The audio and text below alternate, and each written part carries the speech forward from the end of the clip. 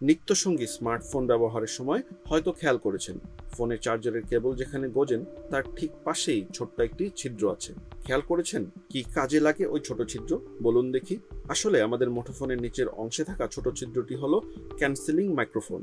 সহজভাবে বলতে গেলে এটা সেই মাইক্রোফোন যেটা আমরা ফোনে কথা বলার সময় কাজ করে।